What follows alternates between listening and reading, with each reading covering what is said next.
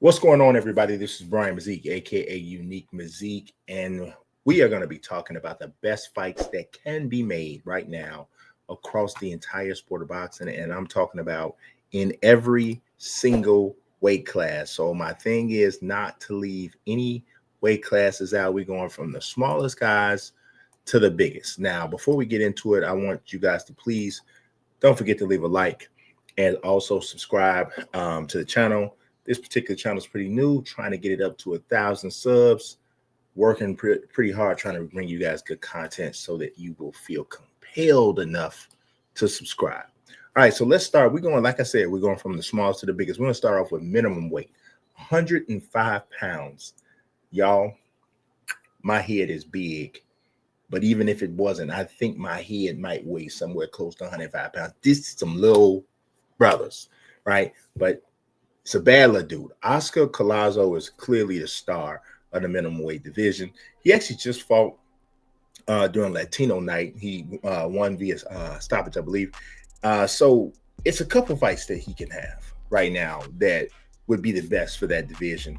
Pedro Tadurin is one of the other champions. Collazo currently has 2 of the 4 recognized world championships. And there's another fight against a man named Melvin Jerusalem. Now, you know that brother's got a holy style. His name is Melvin Jerusalem. I have had an opportunity to see him fight. He has some surprising power. His calves are freaking ginormous. If you get a chance to look at him up, probably try to put some footage of him up here. But Melvin Jerusalem has a crazy strong lower base. I would love to see him take on Oscar Collazo. I think that would be a pretty interesting fight. Collazo at this point is undefeated. He hasn't had a lot of professional fights, so most of his experience has come on the amateur ranks. But if you got an opportunity to see him fight, you know what I'm talking about. The 27-year-old Puerto Rican he's got it. He already actually fought Jerusalem. I forgot. I didn't actually see that, but I looked it up. He fought him back in 2023. He won by 7th round stoppage. So at this point, the only person in that weight class that he has not run through that is in the title realm is Pedro Tadurin. So that's probably the better fight for Oscar Collazo at this point. Now let's move on to the next weight class. We're going to talk about junior flyweight.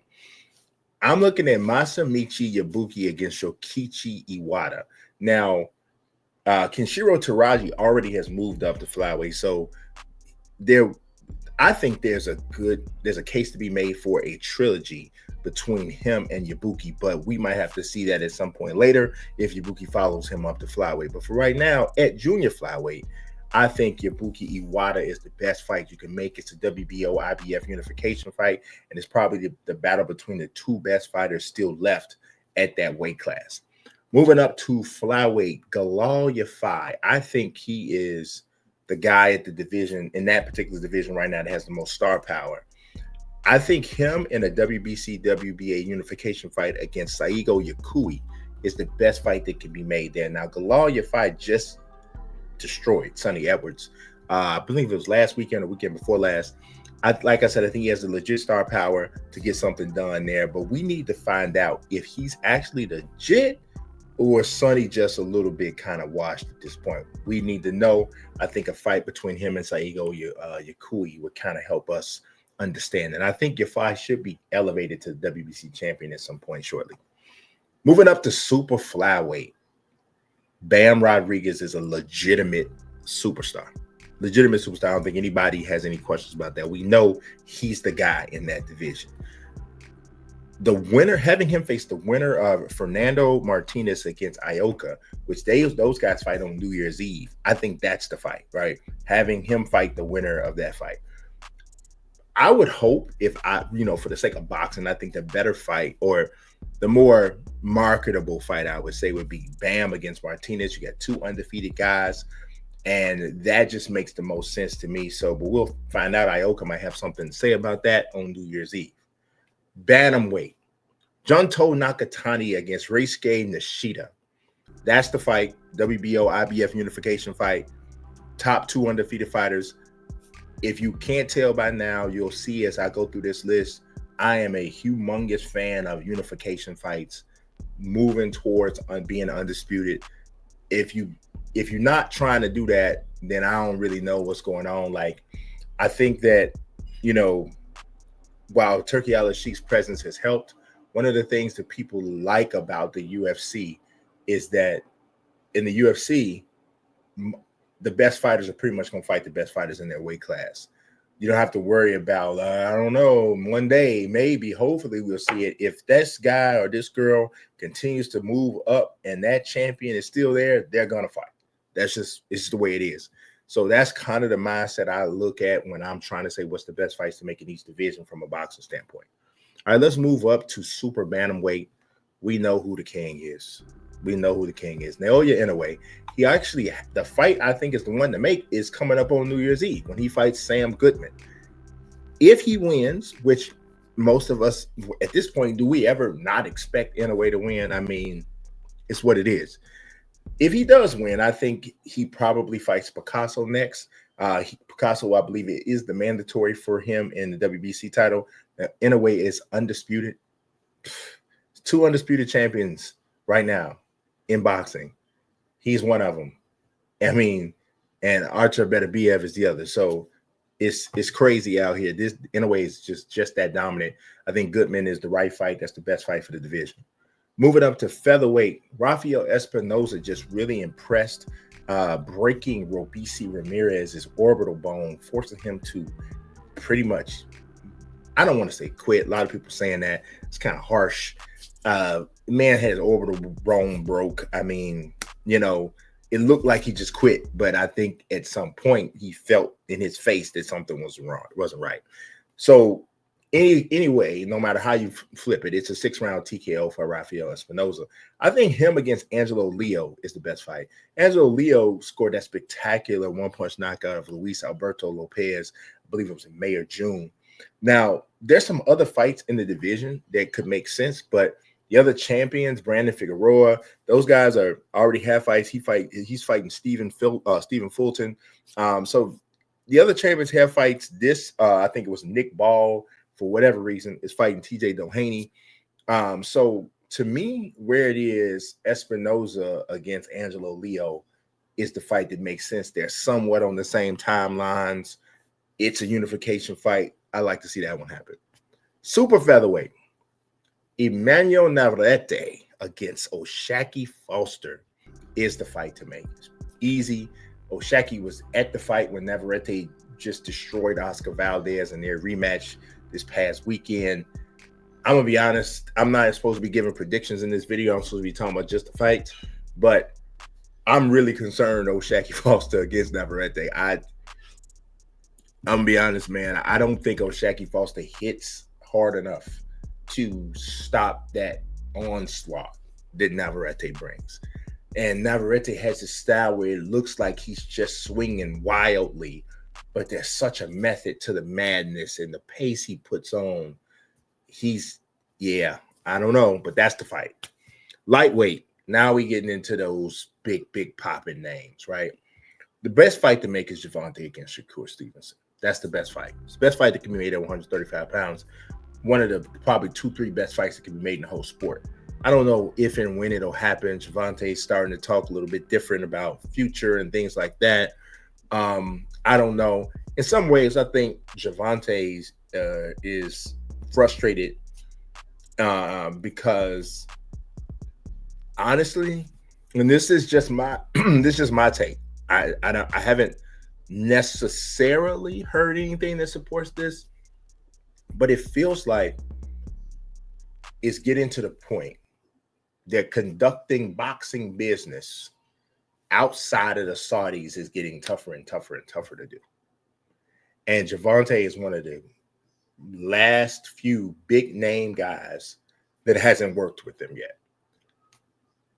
I don't even know how I feel about that, to be honest. I don't know if I feel good about it, bad about it. I do think that Turki Al-Sheikh has helped us see the fights that we wanted to see. But at the same time, I understand a person like Gervonta, and Canelo not wanting to be on that string in that way. So I don't know how I feel about that, but Gervonta Shakur is the best fight that can be made at lightweight. Super lightweight. Now, we know that Teofimo Lopez is in conversation to take on Jerome Boots Ennis. I expect that fight's probably gonna get done. But I do also know that Teofimo was trying to get a fight with Devin Haney. That actually is the best fight that could be had at 140. Teofimo will be going up to 147 to fight Boots. It's a fight I think he can win. If you watch my Who Wins, you'll see I kind of broke down the way I thought that would happen or could happen. But Teofimo Devin Haney is actually the best fight at 140. I'm at this point, if we do see it, I think it might happen at 147. But I think right now it's the best fight that could happen at 140. Welterweight. Boots is pretty much like we talked about with Teofimo. I don't think that's the best fight that can happen at 147, just because I mean it might be one of the biggest name recognition fights that can happen at 147. But in my opinion, the best fight at 147 is two guys are actually champions at the division right now, and that's Boots against Stanionis. Now, Stanionis has a fight already against Shakram Giyasov, so I guess it would be Boots against the winner of Stanionis and Giyasov. To me, that's the best fight. Now, that's not going to make everybody go, wow, oh my God, because it's not the biggest names. But my philosophy, when you are a guy like Boots, who is unquestionably the biggest name at his division and from a championship or just overall division standpoint, to me, the best way for you to become a star, superstar, take that next level, make that climb, is to unify the titles at your division. I think previously he was kind of chasing ghosts, chasing guys that have already gone up to 154, like Spence and Crawford and Thurman and guys that's retired like Sean Porter. But in actuality, what would probably be best, and I think this is the direction that Matchroom and Eddie Herm have him going now, is to dominate your space. Dominate 147. That'll elevate you. And then at that point, now we can then go and reassess the landscape about going to fight, going to look for these super fights. So in that same thread, I feel like, yes, Boots against the winner of Stanionis and Giyasov is the best fight for 147. May not see it, but it's the best one. Super welterweight. We just talked about Crawford. Let me just go ahead and preface this. I do not think we're going to see this fight. I don't know that Terence Crawford will fight again unless he gets the Canelo fight. But if he was still just in the normal mix of things, the best fight, easy, is him against Sebastian Fundora. That's the best fight from an action standpoint. Is the best fight from a standpoint of unifying titles. Fundora has 2 of the titles. Crawford is the interim on 1 of those titles. I think it's the best fight. I think it would be an amazing action-packed fight. I think Crawford gets him unless he has regressed a lot, and we're going to see that more the next time he fights. But all things considered, I think Crawford gets him. I think he stops him. Probably some type of nasty one-punch knockout, but the fight would be good before then. But yeah, I think that would be a great fight for everybody. I mean, if you think about it, like a lot of people may not know Fundora, right? They don't, casual boxing fans don't know. But during the build-up, it won't be hard to sell Terence Crawford against a 6'5" Mexican super welterweight champion. And Fundora has a cool personality too. His sister's a world champion. I don't think that's a hard fight to sell. Is he going to do the same numbers that it would do if he fought Canelo? No. And I'm not urging that Terence should have this fight. I think Terence is at a point in his career, his life. That's what he wants to do. He earned that right by being arguably the best fighter of his era. But from a pure boxing standpoint, that's a good fight. Middleweight. Janobek, Alam Kanuli is the WBO and IBF champion. Middleweight is even more star-starved than welterweight right now, which is crazy, right? Those 2 divisions usually the ones that got all the stars, right? Not right now. Alam Kanuli is pretty much I think he's pretty underrated. I mean, the dude is champion over 2 weight classes. It's just, he hasn't had a signature win against anybody that most people know. So I think the best fight in his division is him against the winner of Carlos Adames Hamza Shiraz. That fight takes place on that February 22nd card that everybody's talking about. There's better be a Beeble 2, Shakur Stevenson against Floyd Schofield. Was it Daniel Dubois? I mean, it's everybody. It's a great card, right? But yes, I think that Alan Canuli against the winner of Adames Shiraz is the best fight at middleweight. Now let's go to super middleweight. Canelo. Canelo is still the champion there. We know he's handpicking fights. We expect he's going to fight on May. Just like with Terrence, I don't blame Canelo for doing his thing. He earned the right. This is not the UFC, so no one can kind of make anybody fight anybody. But the best fight to me, 168 is fight William Skull. William Skull is the IBF champion right now, y'all. He is. Most people have no idea who in the hell William Skull is, but he is a world champion. It's the only title that Canelo doesn't have at 168. Might as well go and get it. It's Canelo. People will show up to see it in May. Won't be super exciting to anyone, but hey, who knows? Maybe William Skull pulls an upset. Who knows? But that's the best fight at super middleweight. The best fight at light heavyweight is happening on February 22nd. The rematch of the undisputed battle between Artur Beterbiev and Dmitry Bivol. That's the best fight at light heavyweight. It's not even hard, right? That's one of the easiest ones on here. Cruiserweight, the best fight, I believe, is Jai Opetaia against Gilberto Zurdo Ramirez. Opetaia is fighting Sin Cara on January 8th. We'll see if Rey Mysterio showing up. That was a joke. It's not even the same spelling. I'm just joking. But he's fighting him on January 8th. Opetaia against Zurdo that's a good fight. Zurdo just destroyed Chris Billiam Smith at Latino Night. It was the same card that Oscar Collazo won his fight.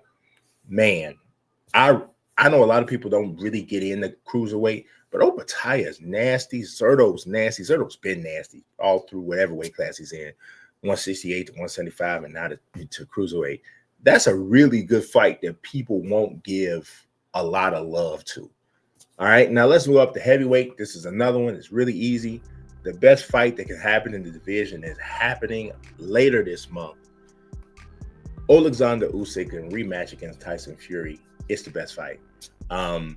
We'll see after that what the best fight is. But right now, I mean, I'm pretty sure if Daniel Dubois wins in February 22nd, the best fight moving forward will be the winner of Usyk Fury against Daniel Dubois if he wins. I know a lot of people will still want to see this Anthony Joshua Tyson Fury fight. I don't want to see that fight until it matters from a boxing standpoint and not just matters because they're the two biggest stars in the UK. I want it to matter from a boxing standpoint.